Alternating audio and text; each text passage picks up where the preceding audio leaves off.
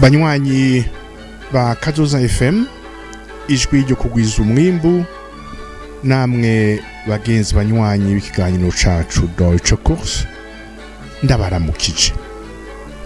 ndabaramukije ndabaha ikaze ku kiganiro twabateguriye kuri uno munsi, ikiganiro musanzwe muzi mumaze kumenyera mutegurirwa n'ikigo cyo muri kaminuza y'u Burundi Centre Multiculturel Allemand, mukagishirizwa na jewe Paul Ndayihereje. Tugiye kubandaniriza aho twasezeranye ku ndwi iheze, aho mu by'ukuri twashimangiye turaba twihweza tugerageza gutegera kandi nta nkeka twategeye ubudasa hagati y'ama verben, naho a priori ashobora kuba afise ico ahuriye ko dans leur forme, mugabo hashobora kuba iki icanke kiriya kibuze, iki icanke kiriya caje ciyongera ko, ugasanga nti muri sur le même registre, ugasanga muriko muravuga ibintu bibiri bitandukanye. Akarorero twatanze ni common, twari dusanzwe tuzi kuva ku ntango. Le verbe common ngene yandikwa muravyibuka, K O M M E N, kandi muribuka ibigize la forme y'iryo iyo verbe igizwe n'ibintu bibiri. Impera ni ico bubakira ko iyo bariko barakoresha dans des contextes différenciés iyo verbe. Twaciye twandika iruhande, turaba iruhande bibangabanganye irindi i verbe ryitwa uncommon.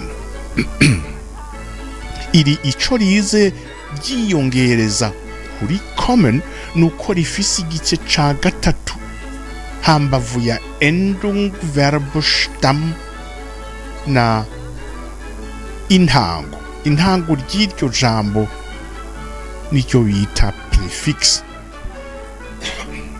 murantunga, nicyo bita prefix canke Vorsilbe.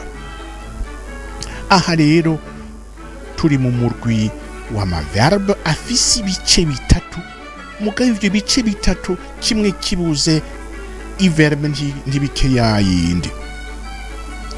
Mugabo aho nashimikiye cane ndabereka en parallel n'irindi verbe yitwa bekommen ifise ibice bitatu nyene, Endung, Verb, Stamm na Vorsilbe canke prefix.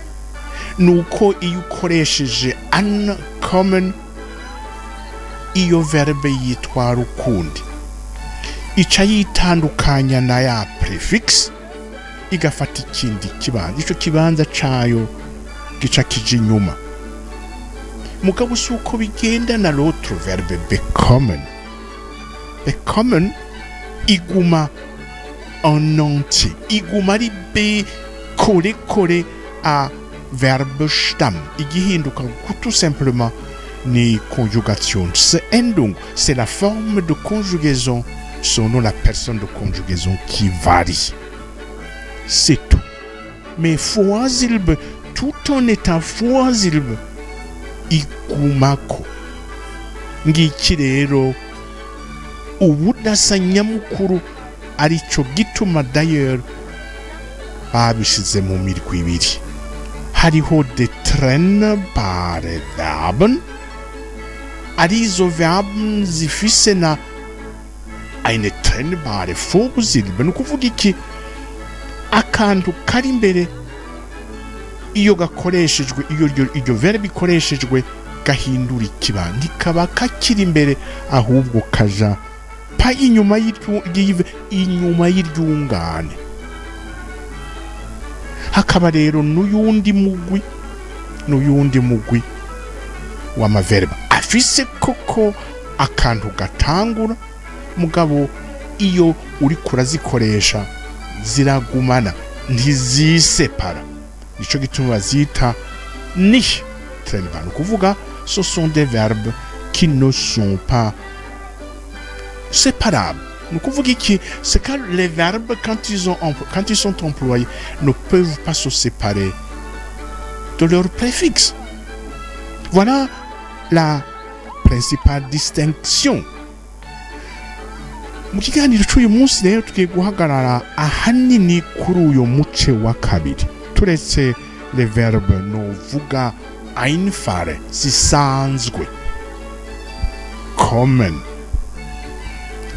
gehen lassen zahlen turetse izo verbe zisanzwe novuga zifise ibice bibiri endung na Verbstamm.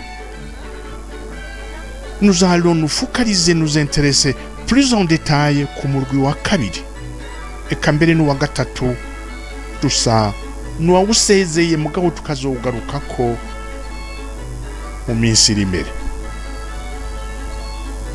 kwari kugira gusa tuyishire en parallèle tubone koko au niveau des formes zifise ibice bitatu mugabo intango ishobora kwikura kuri Stamm canke ntibikunde aha bidakunda ni wa mugwi wa gatatu bazita des verbes qui ne sont pas séparables. Ni kuvuga iki le radical ne peut pas se séparer quels que soient les contextes différenciés et autres d'utilisation ne peuvent pas se séparer de leur préfixe.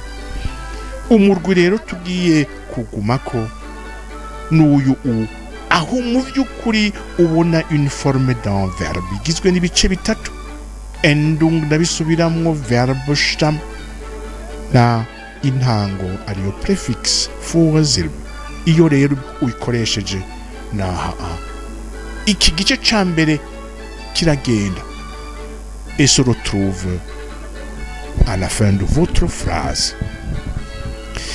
Eka ndabahi uburorero butandukanye mugabo pour terminer avec umurwi wa gatatu ya mirwi do verbe ifise ko kibice bitatu harimwo Vorsilbe canke préfixe mugabo quel que soit les contextes d'emploi ou d'utilisation ziguma kwa kundi bigumana ni akarorero ni erfahren. Erfahren ni kuvuga faire une expérience, acquérir une expérience. Être aguerri mu kintu. Erfahren murabona yuko harimo un verbe twari dusanzwe tuzi yitwa fahren. Rero umuntu arashobora kwihuta atira une conclusion rien qu'en regardant superficiellement la forme harimo fahren harimo na donc ni trennbare verbe oya habe namba ndushobora kuvuga urashobora kuvuga ich fahre nach Gitega, ich fahre nach Berlin mugabo ndushobora kuvuga ich erfahre excusez-moi ndushobora kuvuga ich fahre oya préfixe guma kore haragasina donc erfährt franchement à travers son expérience son séjour mu Budagi yaragize une certaine expérience heureuse. Erfahren donc mugabo losfahren harimo fahren hakaba na los ngaha ya préfixe ikoreshejwe no verbe losfahren iri separa. Urashobora kubaza ikibazo uti mbe tugenda ryari ikibazo bacandika gutya kugira ngo mubone koko ibi turiko turavuga peuvent être vérifiées. Peuvent être vérifiées. Wann fahren wir, nigari to gehen, wann fahren wir los? Mwabonye le verbe au départ ni los fahren. Préfixe ni los.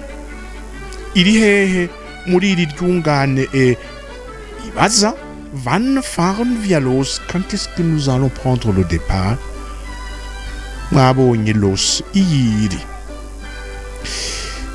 Akandi karorero ni weglassen. Weglassen, c'est un verbe trennbar. Weglassen. Mugabo ngaha a hinterlassen. Hinterlassen.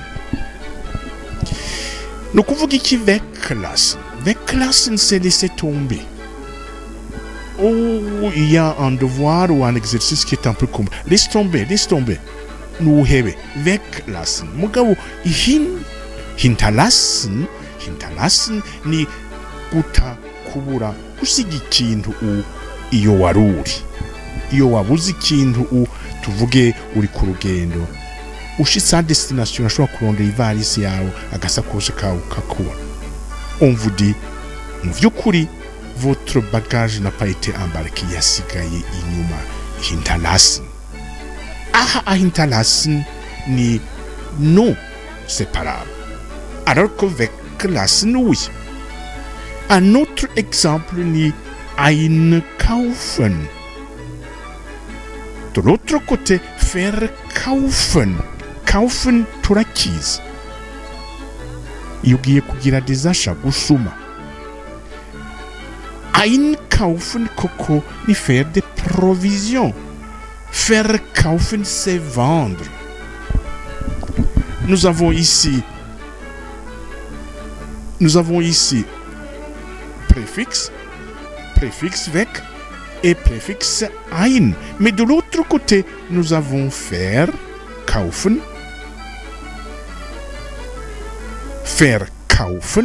mais qui ne peut pas se séparer de kaufen.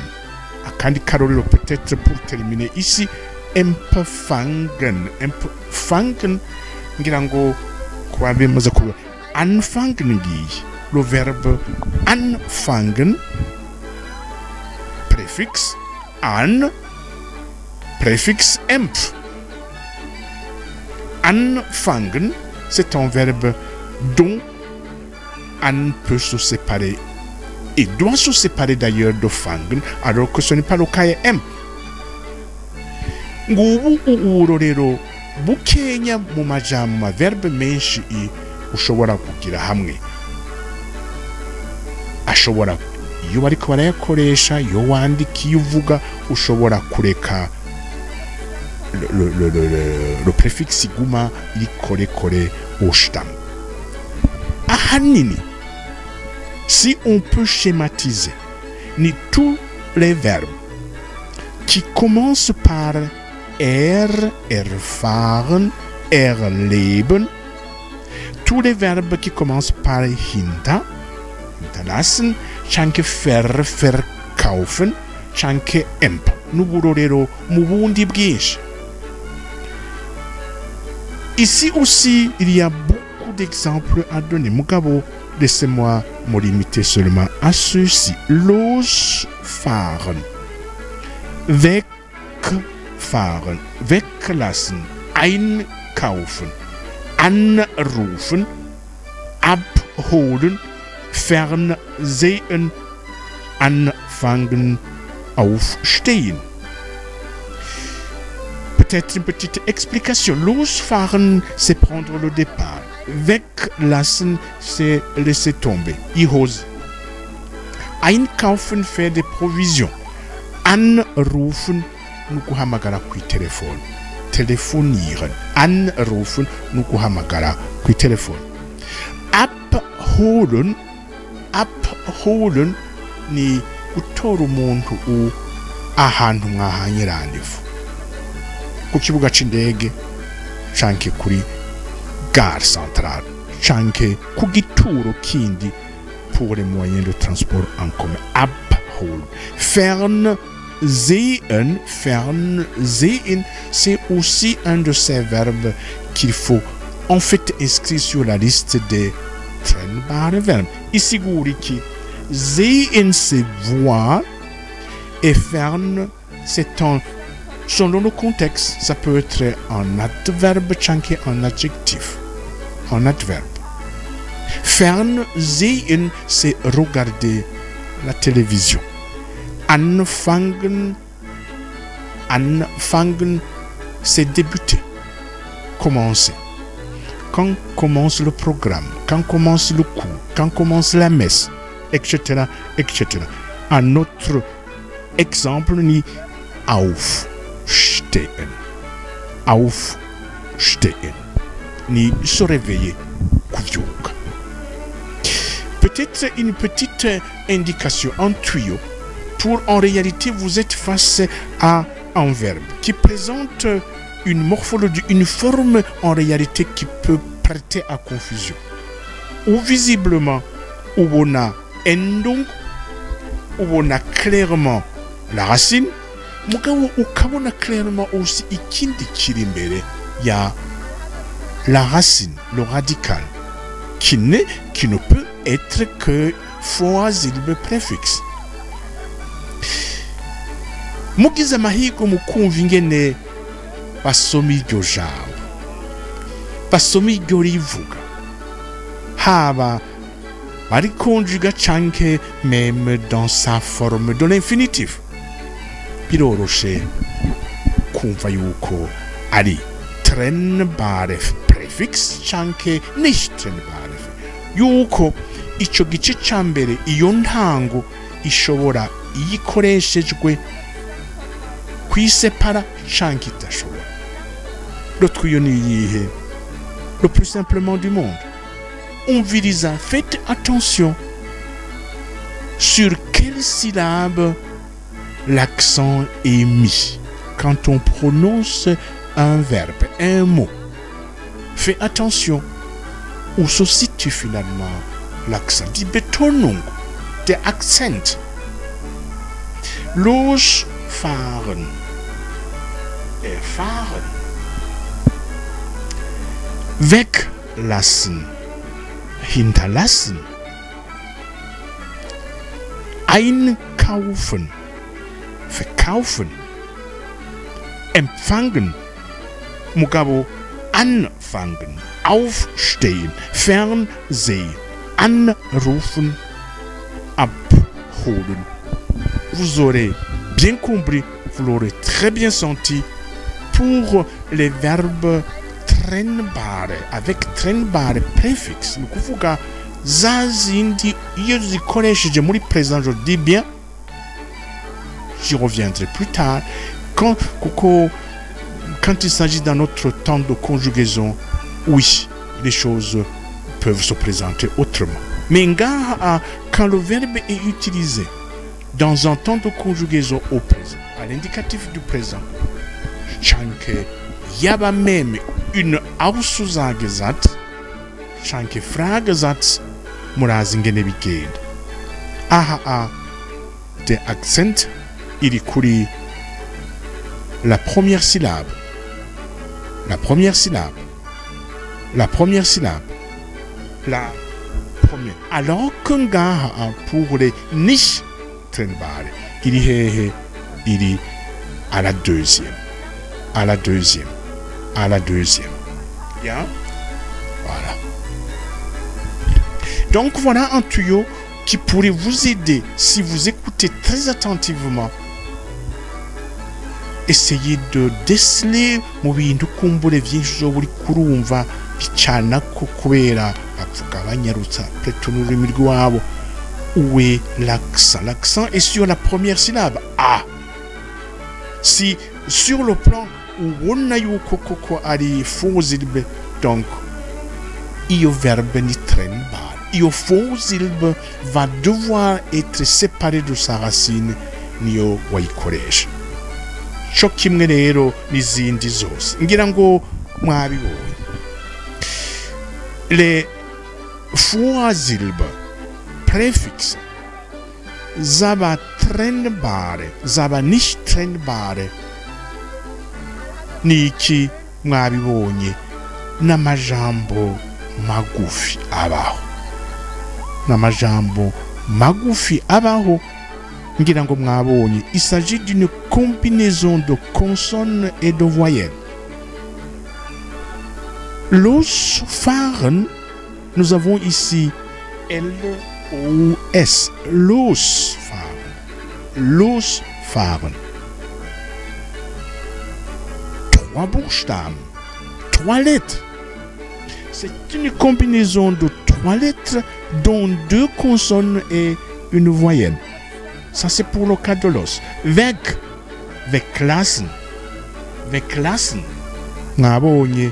C'est ici aussi un exemple de combinaison de 3 lettres. Curieusement, 2 consonnes et ici aussi une voyelle. Einkaufen, einkaufen. Encore un exemple de Vorsilbe. Igizwe n'iki na 3 Buchstaben, 3 lettres, 2 voyelles na une consonne. Anrufen en revanche igizwe na an na a na n twabibonye kuri pour le cas de ankommen. Fernsehen igizwe n'ibice bine. Donc nta formule ngaha ndabibahaye kugira ngo mubone yuko ne cherche pas de règles relativement à la forme ou aux formes de ces préfixes, séparables ou pas séparables. Fern ni zingahe ni zine. 3 Konsonanten, 3 consonnes et une voyelle. Anfangen chukime na ankommen, anrufen, aufstehen ni zitatu, 2 voyelles et une consonne. Natanze akarorero ibigirankana hinterlassen. Naho hinterlassen ari un verbe mit préfixe qui n'est pas séparable. En l'occurrence, hinter mwabonye ni imwe, zibiri, zitatu, zine, zitanu, zitandatu.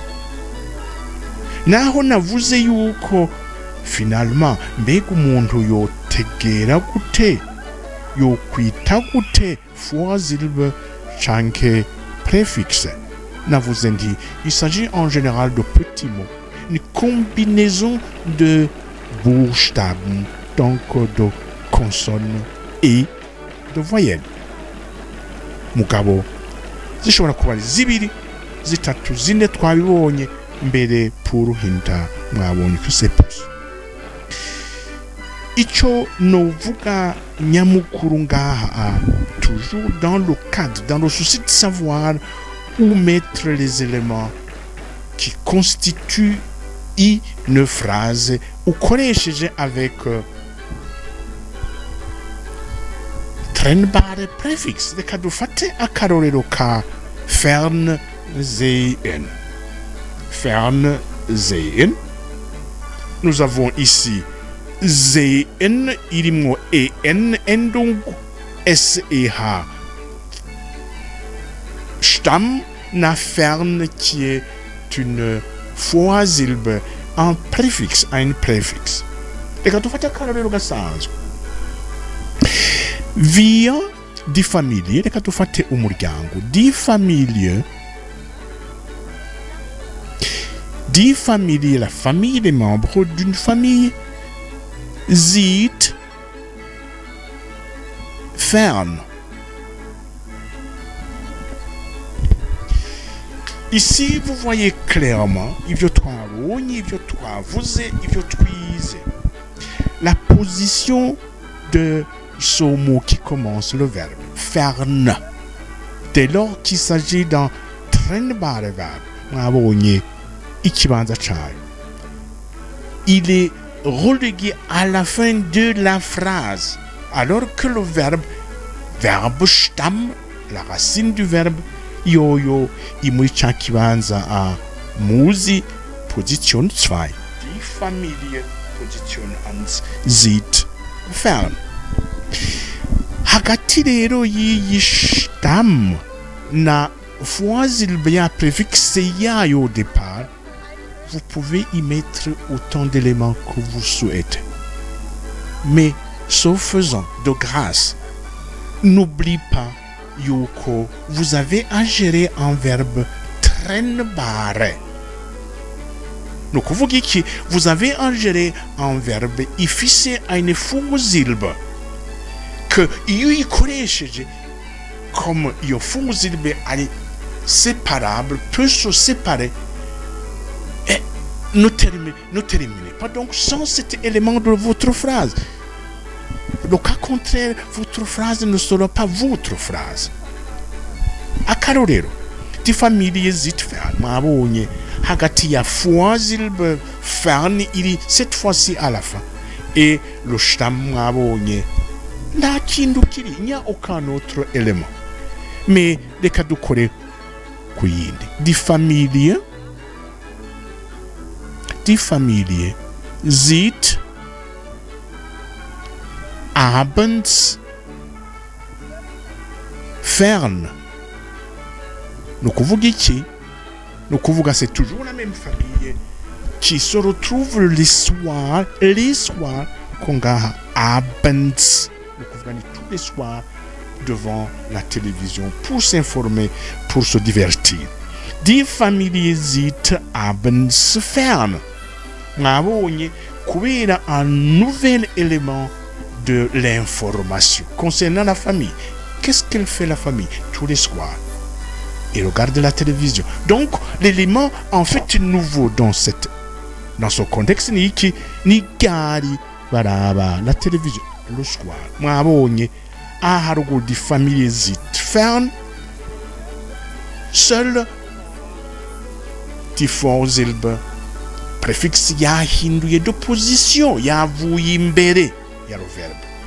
Le verbe reste à position 2 et Vorsilbe yagiye inyuma. Shina un élément ngaha. Ni kwa kundi.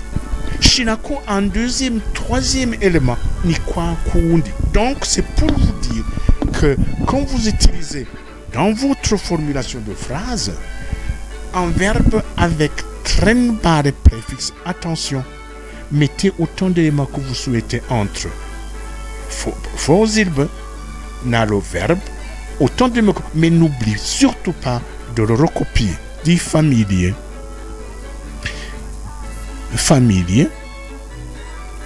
sieht nach dem Abendessen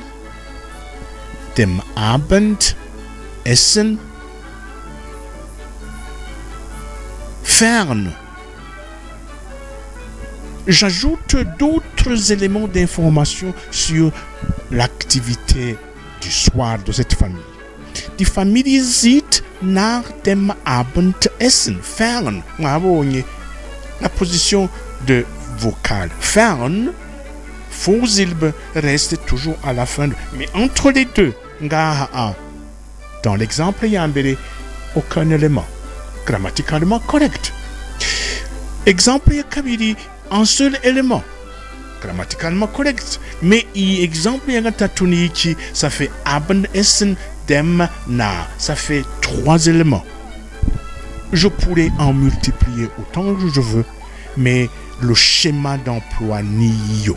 Quand vous devez gérer un verbe avec préfixe séparable, attention quand vous l'utilisez, préfixe se trouve à la fin de votre phrase indépendamment d'autres éléments d'information de votre phrase. Reka tugeze ngaha ikiganiro cacu c'uyu munsi duhane rendez-vous ku ndwiza ndabakengurukira cane ko twabanye aho twagarutse de façon détaillée dans les détails sur et la forme et surtout le fonctionnement des verbes mukidagi, des verbes avec Vorsilbe trennbar, séparable et d'autres qui ne le sont pas. Reka ndabikebanure ndabakengurukira kandi bahutaha. Azusa FM. Be your own boss.